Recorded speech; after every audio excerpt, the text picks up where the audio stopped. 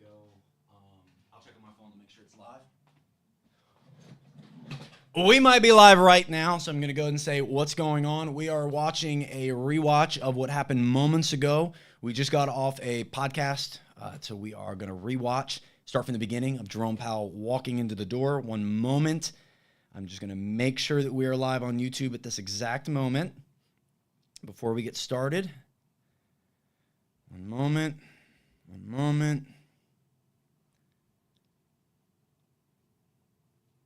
We are live, sir. Let's go ahead and do it. Welcome in, everybody. Jerome Powell is about to have his September conversation around rates. I do not have the chat pulled up in front of me, but if you stay to the end, we will deep dive everything that he speaks on. If you got spoilers, keep them to yourself. I will be live reacting to Mr. Jerome Powell, Chairman of the Federal Reserve.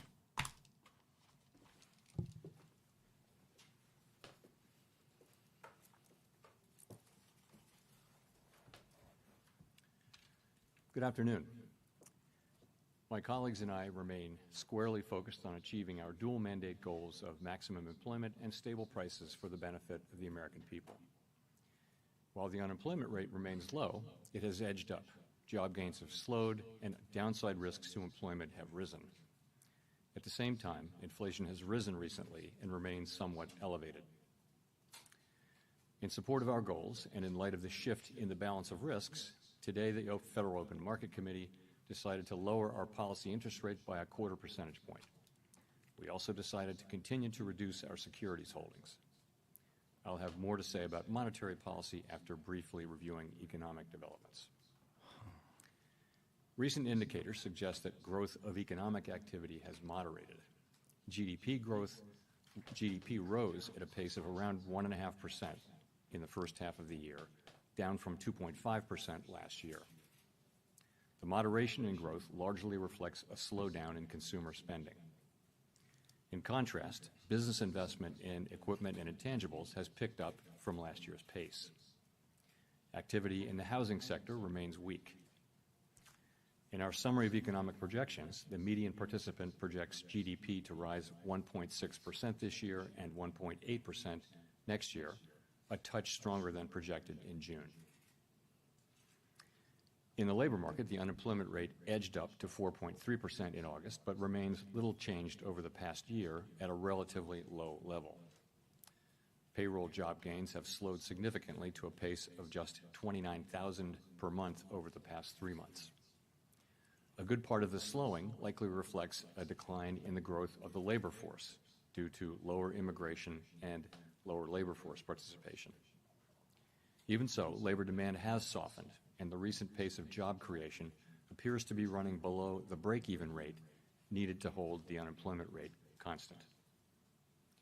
In addition, wage growth has continued to moderate while still outpacing inflation. Overall, the marked slowing in both the supply of and demand for workers is unusual. In this less dynamic and somewhat softer labor market, the downside risks to employment appear to have risen.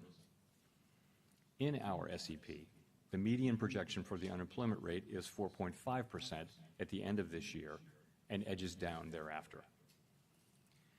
Inflation has eased significantly from its highs in mid-2022, but remains somewhat elevated relative to our 2% longer-run goal.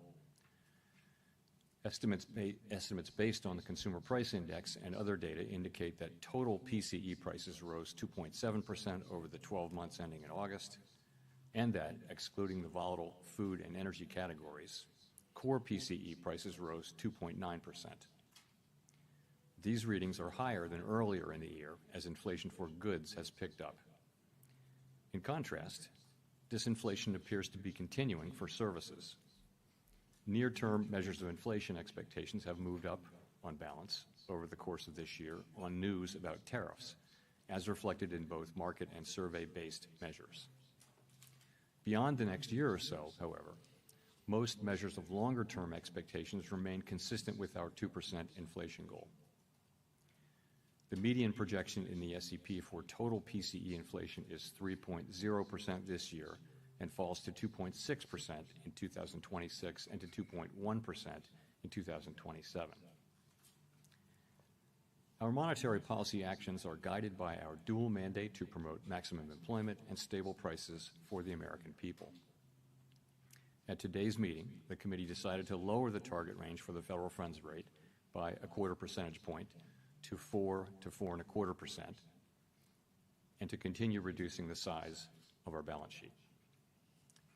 Changes to government policies continue to evolve, and their effects on the economy remain uncertain. Higher tariffs have begun to push up prices in some categories of goods, but their overall effects on economic activity and inflation remain to be seen. A reasonable base case is that the effects on inflation will be relatively short-lived, a one-time shift in the price level. But it is also possible that the inflationary effects could instead be more persistent, and that is a risk to be assessed and managed. Our obligation is to ensure that a one-time increase in the price level does not become an ongoing inflation problem. In the near term, risks to inflation are tilted to the upside and risks to employment to the downside, a challenging situation. When our goals are in tension like this, our framework calls for us to balance both sides of our dual mandate. With downside risks to employment having increased, the balance of risks has shifted. Accordingly, we judged it appropriate at this meeting to take another step toward a more neutral policy stance. With today's decision, we remain well positioned to respond in a timely way to potential economic developments. We will continue to determine the appropriate stance of monetary policy based on the incoming data, the evolving outlook, and the balance of risks.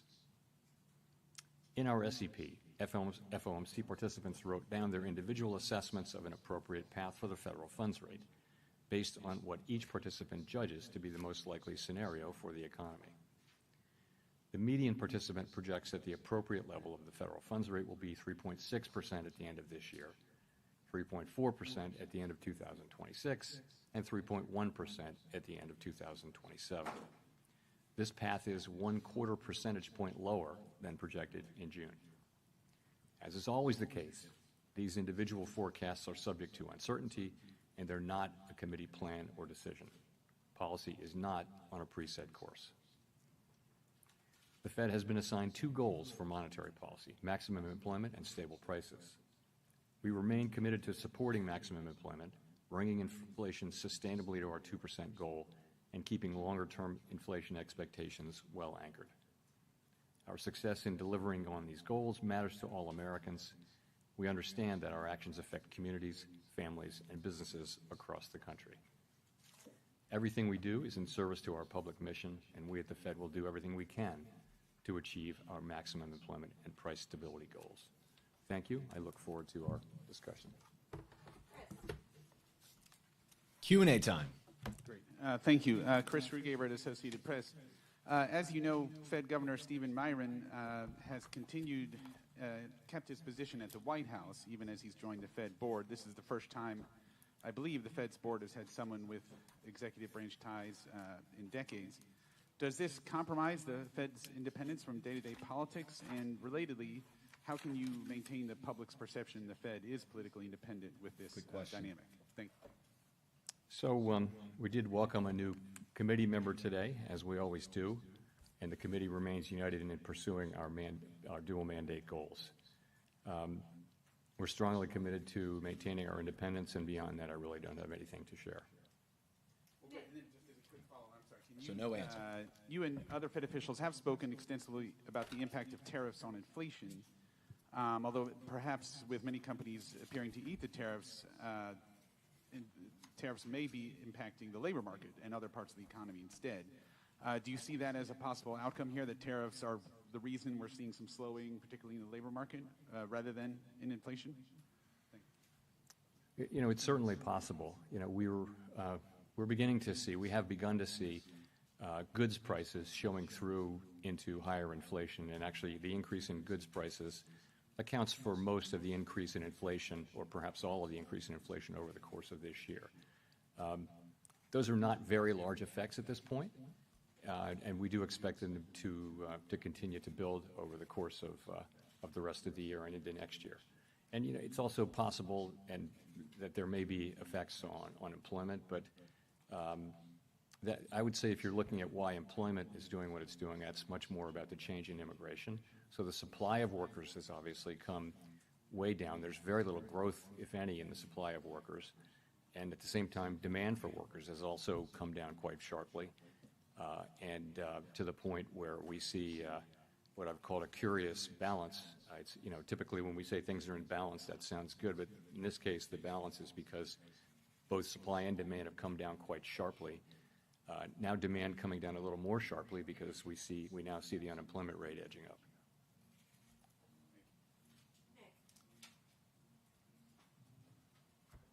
Nick Timmeros of the Wall Street Journal. Chair Powell, do economic conditions and the balance of risks no longer warrant a restrictive policy setting? So I don't think we can say that. What we can say is this, that over the course of this year, we've kept our policy at a restrictive level, and people have different views, but a clearly restrictive level, I would say. So, and we were able to do that over the course of this year because the labor market was in very solid condition with strong job creation and all those things. I think if you go back to April and now look at the revised job creation numbers for May, June, July, and August, I can no longer say that. So what that means is that the risks were clearly tilted toward inflation. I would say they're moving toward equality. Maybe they're not quite out of equality. We don't need to know that. But we do know that they've moved meaningfully toward greater equality, the risks between the two goals, and that suggests that we should be moving in the direction of neutral, and that's what we did today. Under what circumstances would a larger than 25 basis points rate cut be warranted, and how seriously was that option entertained at your meeting this week? There wasn't widespread support at all for a 50 basis point cut today. I think we've done very large rate hikes and very large rate cuts in the last 5 years, and you tend to do those at a time when you feel that policy is out of place and needs to move quickly to a new place. That's not at all what I feel certainly now. I feel like our policy has been doing the right thing so far this year. I think we were right to wait and see how tariffs and inflation and the labor market evolved. I think we're now reacting to the much lower level of job creation and other evidence of softening in the labor market and saying, well, those risks are maybe not fully balanced, but moving in the direction of balance now. And so that warrants a change in policy. Colby Smith with the New York Times. Should we be viewing today's cut as the committee taking out some insurance against the possibility that the labor market is at risk of weakening? Or is it the committee's view that the dynamics of a downturn are already in place? I guess I'm just trying to square the shift in the rate forecast in the SEP towards more cuts than just 3 months ago with the fact that the forecast for unemployment didn't change. Yeah, I think you could think of this in a way as a risk management cut, because if you look at the SEP, actually the projections for growth this year and next actually ticked up just a little bit, and inflation and unemployment didn't really move much. So what's different now? What's different now is that you see a very different picture of the risks to the labor market.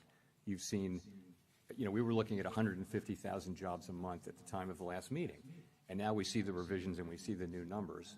And I don't want to put too much emphasis on payroll job creation, but it's just one of the things that suggests that the labor market is really cooling off, and that tells you that it's time to take that into account in our policy.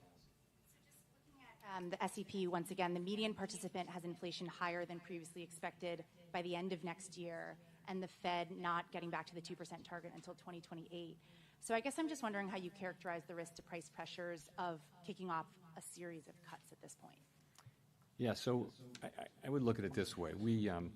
We fully understand and appreciate that we need to remain fully committed to restoring 2% inflation on a sustained basis, and we will do that.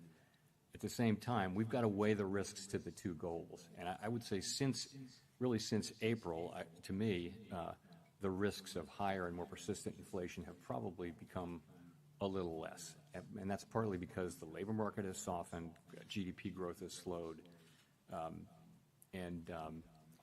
So I would just say that that the risks there have been less. It's wild that we've been talking about this channel since April's meeting that the job numbers are artificially high. And in terms of the labor market, what we're seeing is unemployment is still low, still a relatively low rate, but we're seeing downside risks.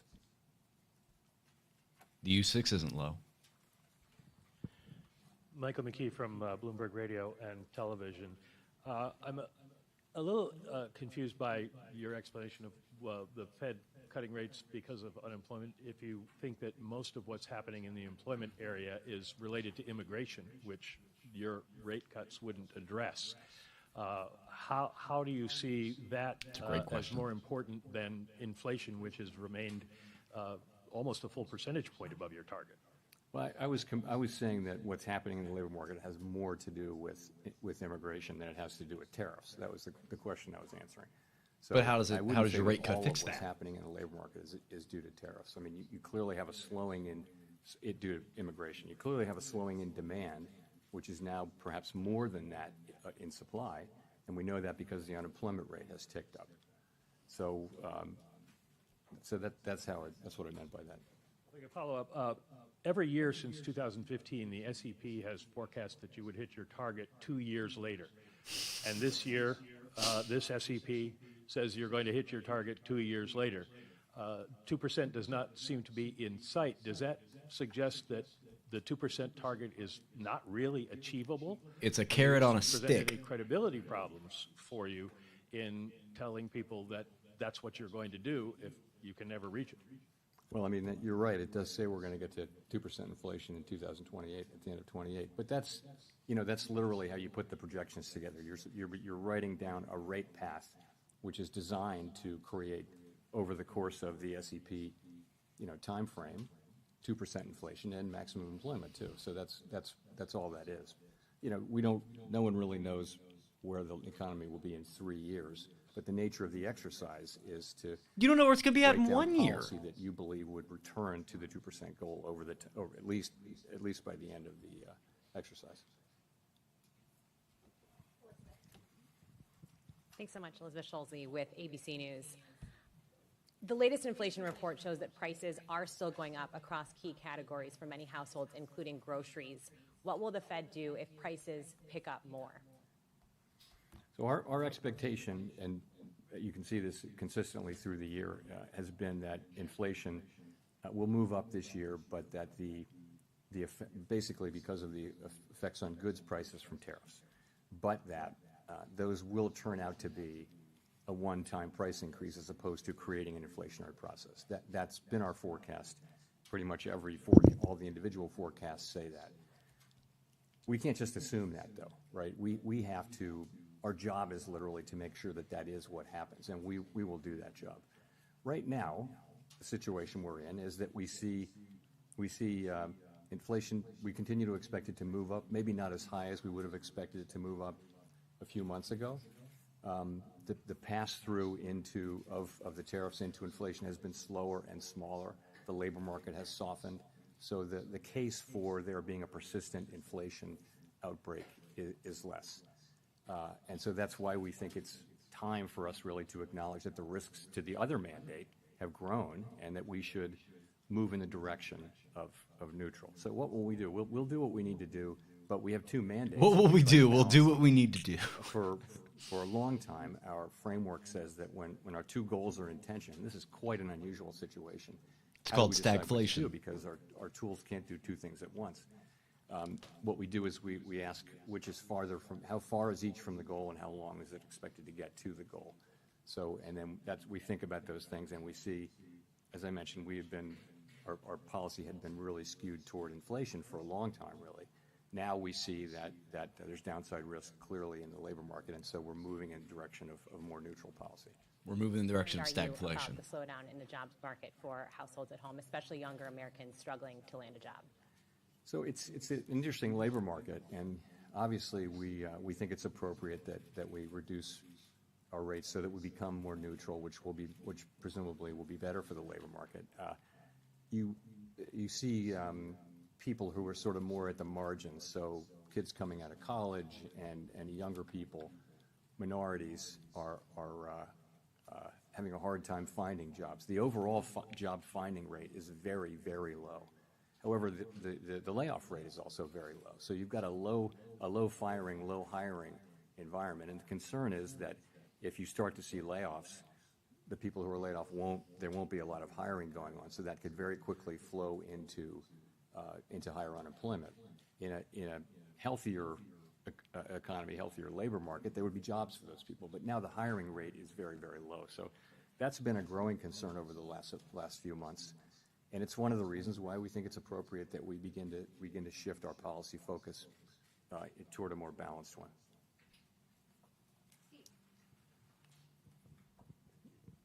Steve Leisman, CNBC. Mr. Chair, in the past, during rate cuts, you used the word recalibration. And I wonder if you pointedly did not use it this time. And in fact, when you said policy is not on a preset course, did you mean that as sort of the opposite of recalibration? Are we meeting to meeting, data point by data point? Are we in the process here of getting back to neutral? Thank you. So I think we're in a meeting by meeting situation. We're going to be looking at the data. Let me say a word about the SEP really here. So we often point this out. What the SEP is, it's an accumulation of the individual projections of 19 people, showing what they believe at a particular moment in time to be the most likely path for the economy and thus the appropriate path for monetary policy as well. And as you know, we don't debate or try to agree on what that is. We just write them down and accumulate them. We do sometimes discuss them. And so we always say we're not on a preset path, and we really mean that. The actual decisions we make are going to be based on the incoming data, the evolving outlook, and the balance of risks at the time the decisions are actually made. So you will have seen that we have 10 participants out of 19 who wrote down 2 or more cuts for the remainder of the year, and 9 who wrote down fewer than, in fact, in a good number of cases, no more cuts. So 2 including this rather one? than looking at looking at this as certainty, I would encourage people, as always, to look at the SEP as through the lens of probability. And so there are different possible outcomes and likelihoods rather than this one is certain and this one isn't happening. So that's what I would say. It's a guess. Thank you for getting to my follow-up question, which was, is the dispersion in the outlook a sign of uncertainty of policy in the meetings to come? Thank you. You know, it is such an unusual situation. Ordinarily, when the labor market is weak, inflation is low. And when the labor market is really strong, that's when you got to be careful about inflation. So we have a situation where we have two-sided risk. And that means there's no risk-free path. And so it's quite a difficult situation for policymakers. And it's not at all surprising to me that you have a range of views. It's not so much about having different views for the path of the economy, but it's partly that. But it's also partly about what's the right thing to do in light of the tension between the two goals. How do you weight them? How worried are you about one versus the other? And so it's natural. I think it would actually be surprising if you didn't have a pretty wide range of views based, in this kind of highly unusual situation, and we do.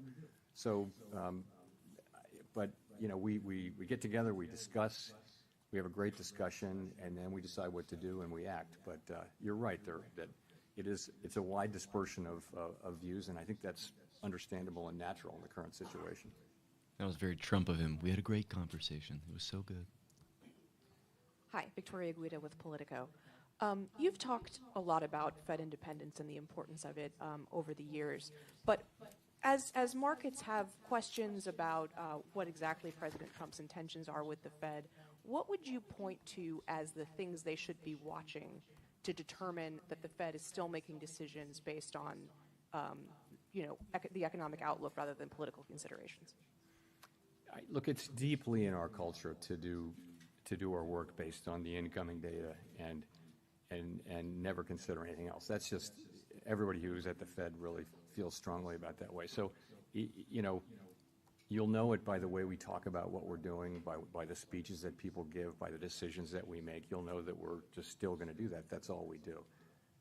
And we don't frame these questions at all or see them in terms of political outcomes. I think when you get to another part of Washington, everything is seen through the lens of does it help or hurt this political party, this politician.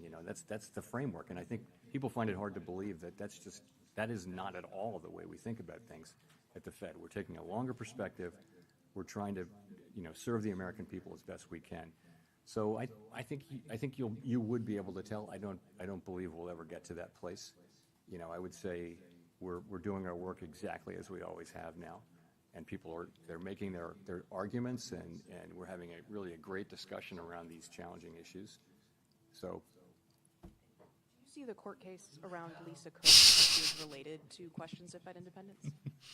I see it as a court case that it would be inappropriate for me to comment on. Thanks, Mr. Chairman. Edward Lawrence from Fox Business. So we saw the preliminary benchmark revisions down 911,000. The revisions for June were the first negative revisions we've seen since December of 2020. How can the Fed base important decisions on rate and what to do with the interest rates on data that seems to be, as you called it in the past, noisy? Sorry, I hit the mic. So on the QCEW, the revision that we saw was almost exactly what we expected.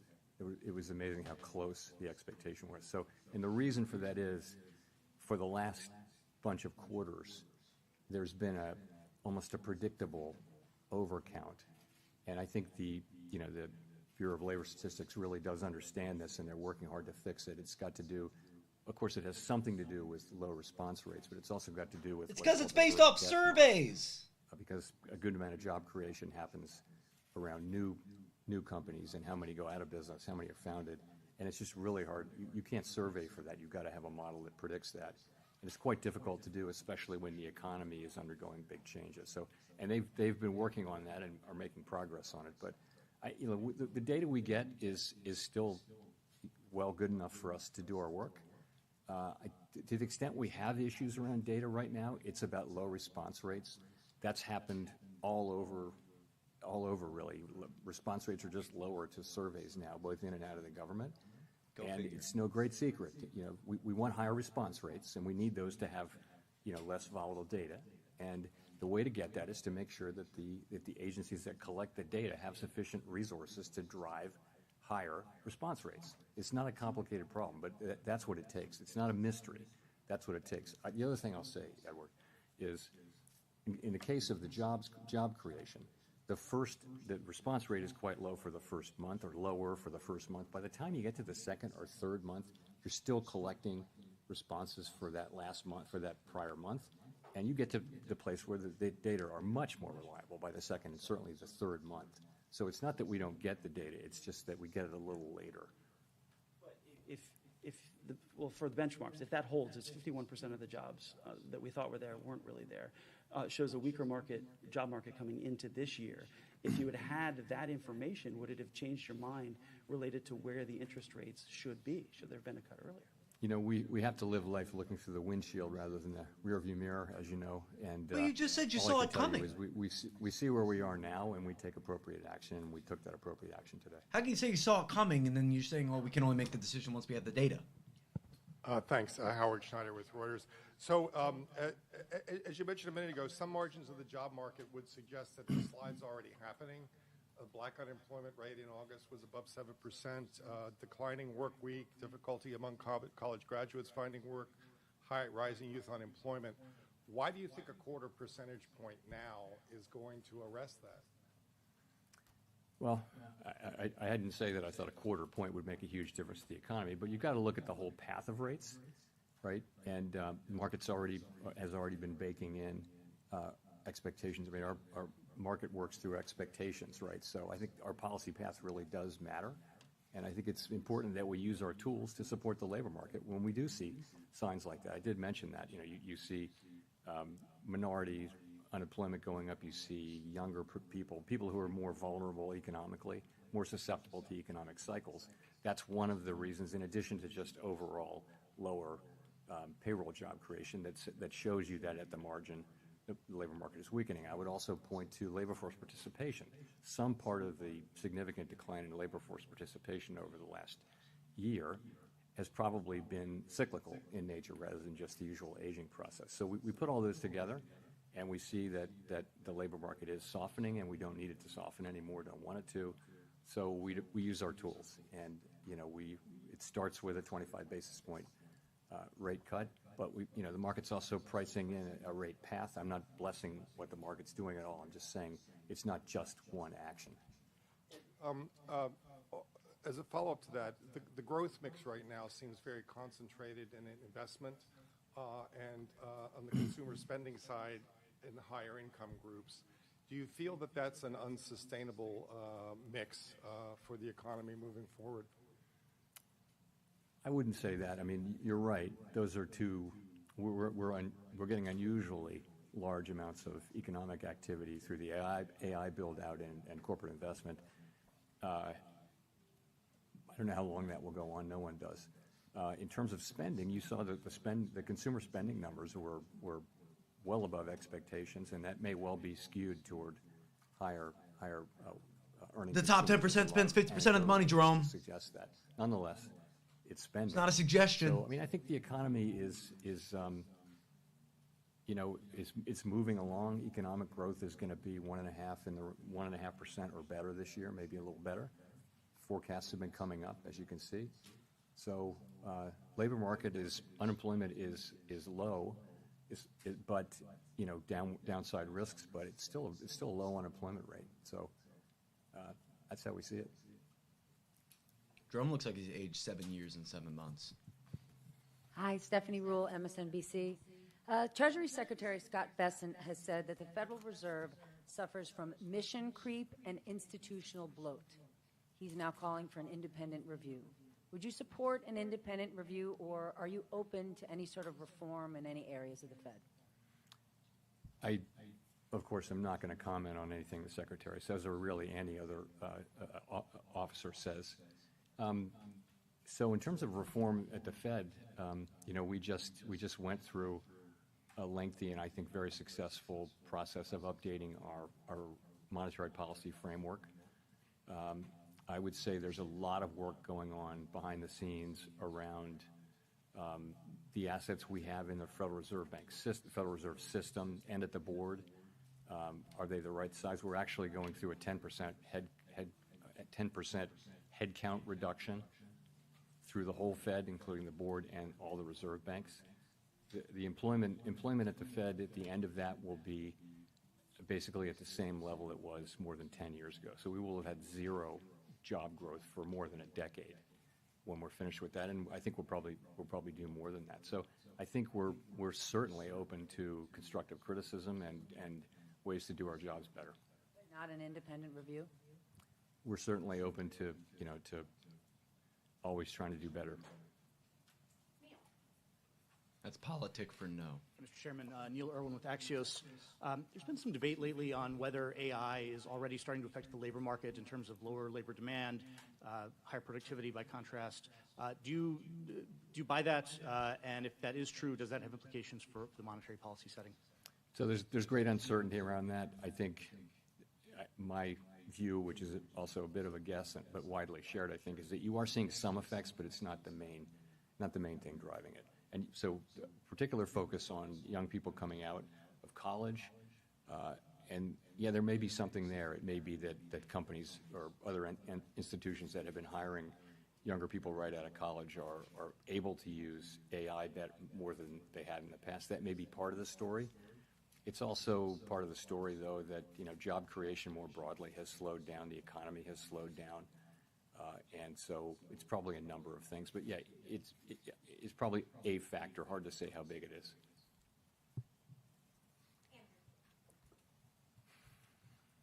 Thanks, Mr. Chairman.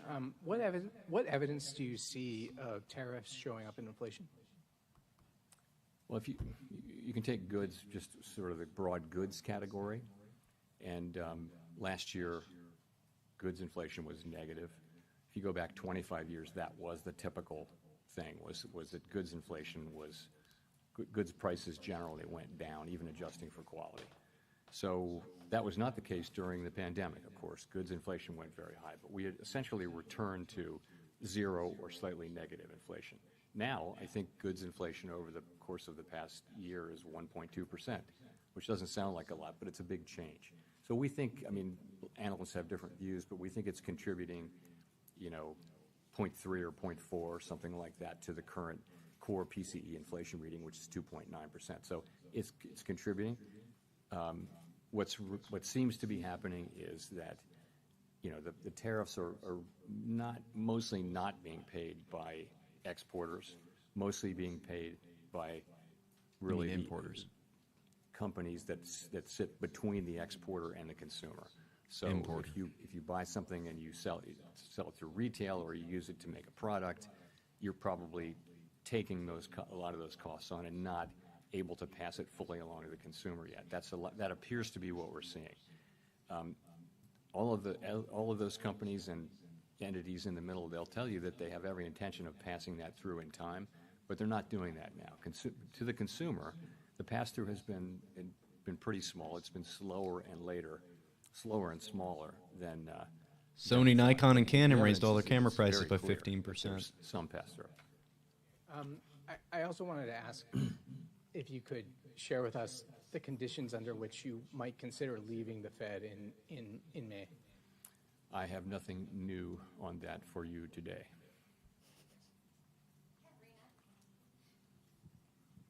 Hi, Katerina Saraiva with Bloomberg News.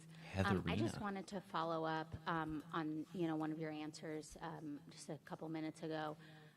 We've often heard you talk about how you and your colleagues, do not think about politics. This does not enter the room. But one of your new colleagues does come from this world, right, where everything is seen through this framework of politics and of what party is being helped, and that person is still employed by the White House. How can markets and the public interpret some of his speeches, for example, and then Prepare some of for the the filibuster forecasts answer. that we see today? I mean, the median for this year was moved because of the introduction of his forecast. I'm talking about the number of rate cuts seen this year. What do you say to markets and the public that are trying to interpret what you guys are saying? So there's 19 participants, of whom 12 vote, as you know, on a rotating basis. So no one voter, can really.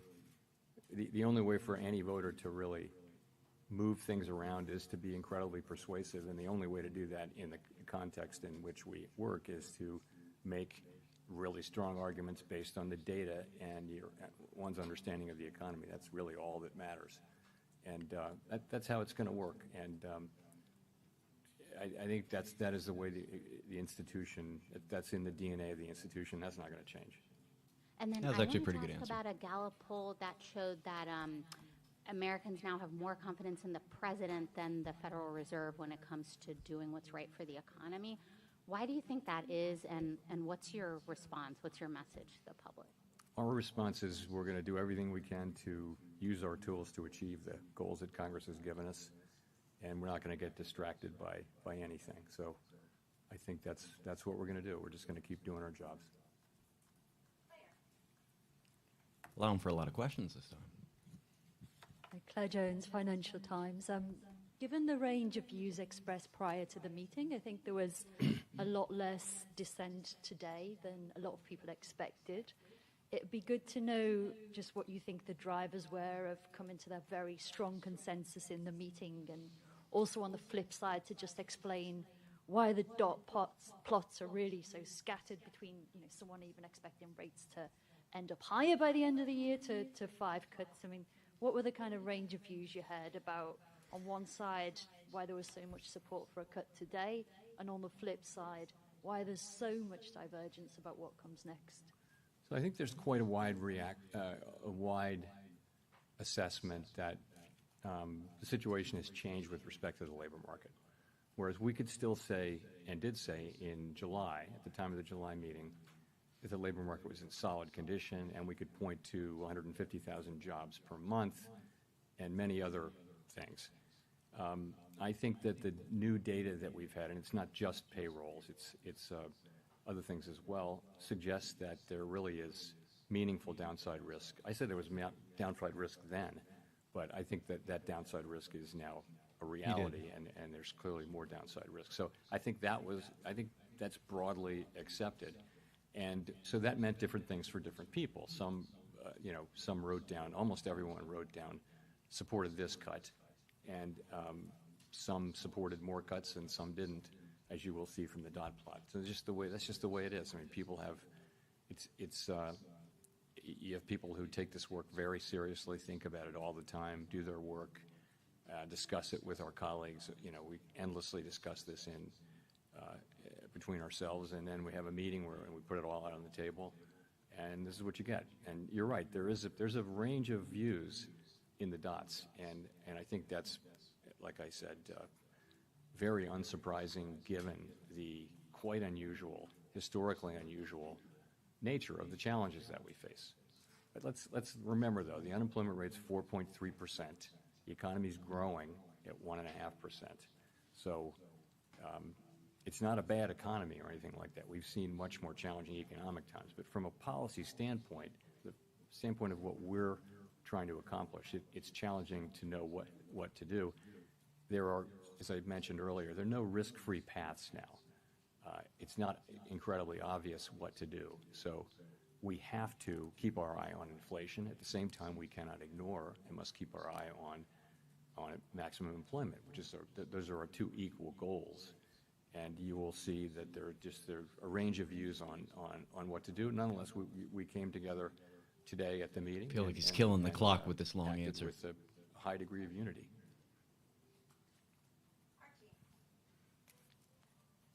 Thank you. Archie Hall from The Economist. You mentioned earlier that job creation was running below your guess at its break-even rate. I'd be curious to hear a bit more about that and where you think the break-even rate is. Yeah, good question. So there are many different ways to calculate it, and none of them is perfect. But it's clearly come way down. You could say it's somewhere between 0 and 50,000, and you'd be right or wrong. I mean, there's just many different ways to do it. So wherever it was, 150,000, 200,000 a few months ago, it's come down quite significantly, and that's because a very lower amount of people are joining the labor force.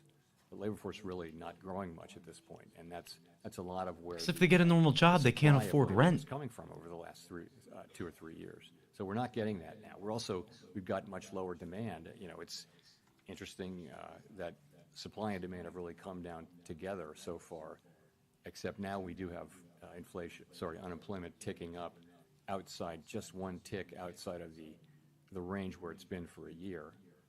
4.3% is still a low level, but I think this speedy decline in both supply and demand has certainly gotten everyone's attention. That 4.3% number is gathered by surveys too, by the way. But it's striking that measures of kind of activity and output for the third quarter, those that we have, seem pretty strong. The Atlanta Fed's GDP now is very strong. You mentioned strong PC numbers as well. How do you square those things? Is there a chance actually could be upside risk to the labor market if those activity measures are right? Well, that would be great. We'd love that to happen. So I don't know that you see a big tension there, but it's gratifying to see that economic activity is holding in, and it's a good bit from consumption. It looks like consumption was stronger than expected. What we got earlier this week, I guess. And also we're getting a fairly narrow sector is producing a lot of economic activity, which is the AI build out and business investment. So we watch all of it, and I would say we did move up. The median for growth for this year actually moved up in the SEP between the June and September SEPs. So, and really the inflation and labor market didn't change much. It's really the risks that we're seeing to the labor market that were the focus of today's decision. Hi, Nicole Goodkind with Barron's. Thank you for taking my question.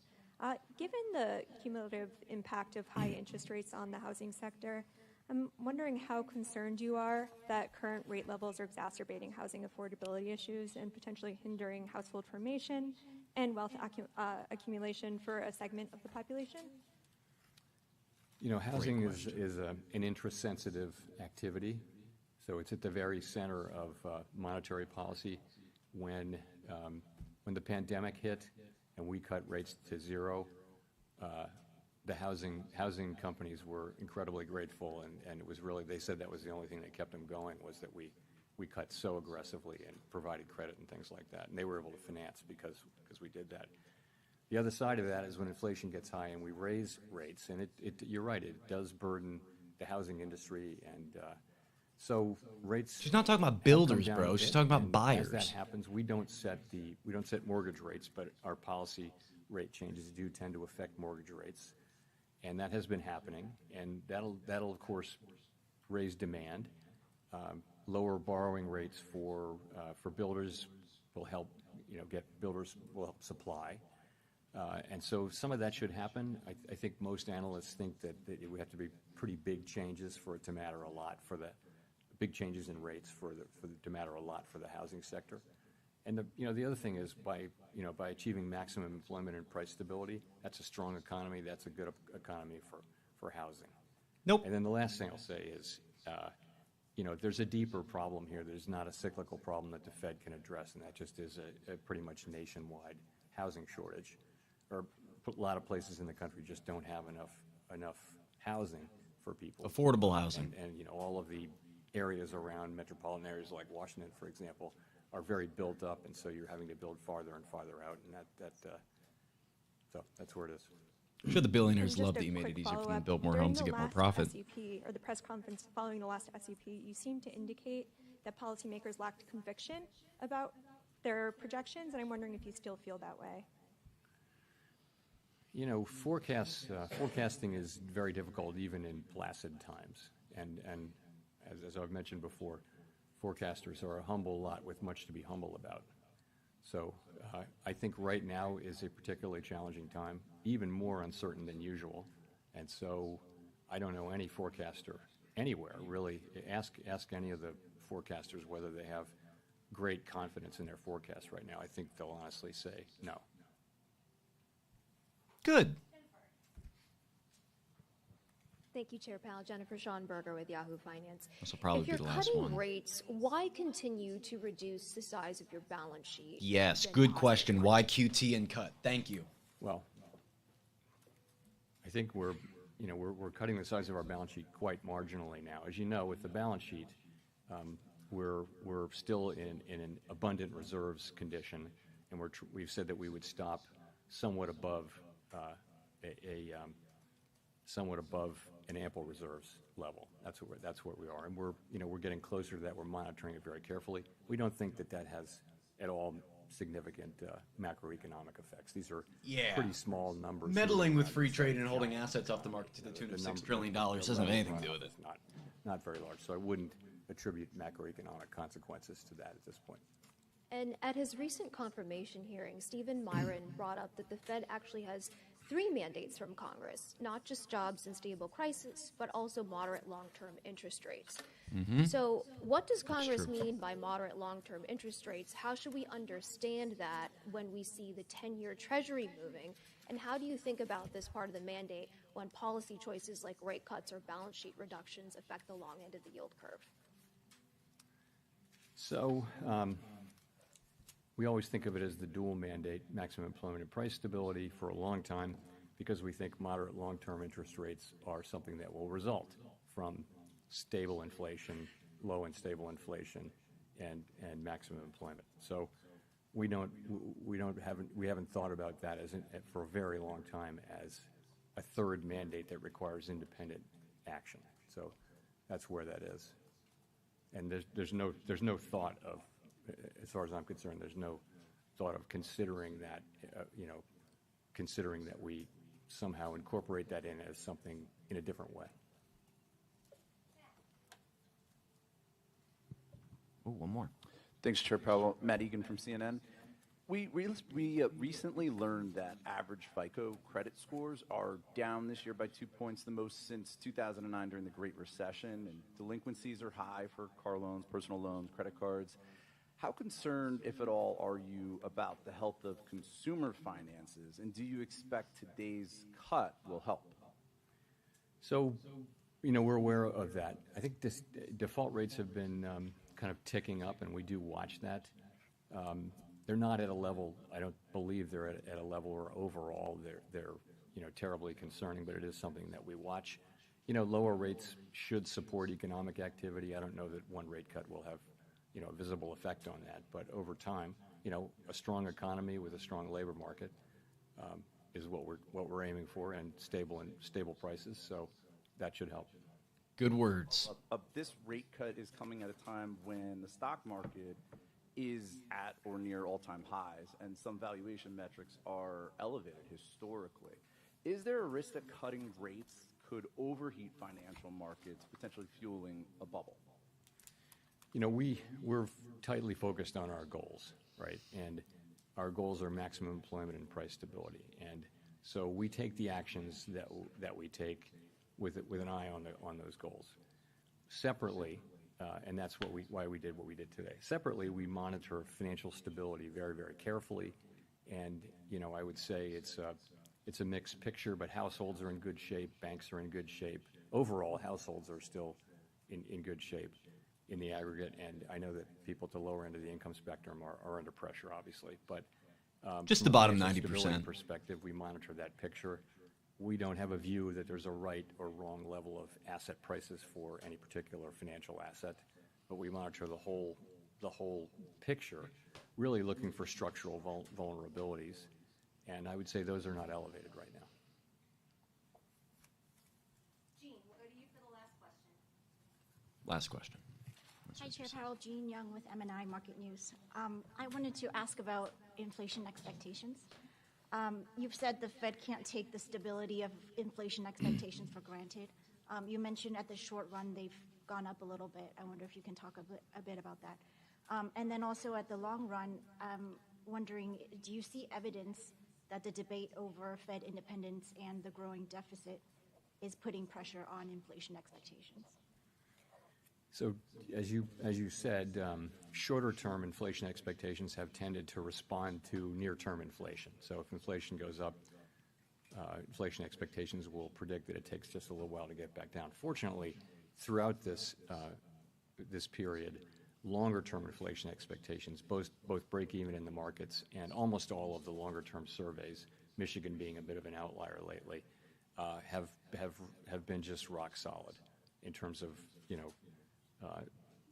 running at levels that are consistent with 2% inflation over time. So we don't take that for granted. We actually assume that our actions have a real effect on that, and that we need to continually show and also discuss our commitment to 2% inflation. And so you'll hear us doing that. But as I mentioned, it's a difficult situation because we have risks that are both affecting the labor market and inflation. Say the word. Our two goals, and so we have to balance those two. When they're both at risk, we have to balance them, and that's really what we're trying to do. Say stagflation. I don't. Your latter part of your question was about independence. I don't see market participants. I don't see that that's something they're factoring in right now in terms of setting interest rates. Thanks very much. All right, let's break down what we just learned. So we are going to have a quarter basis point cut, 25 basis points, I should say, 0.25% cut to the federal funds rate, which is the overnight borrowing rate for banks. That does not directly correlate to mortgage rates, car rates, credit cards, none of that. Okay, just to be very clear, it's the overnight lending rate for banks. I don't have the 10 and 30-year in front of me. I'd imagine they went up. I'm going to take that stab in the dark. Here's what we heard. We have a slowdown in consumer spend. The activity in the housing sector remains weak.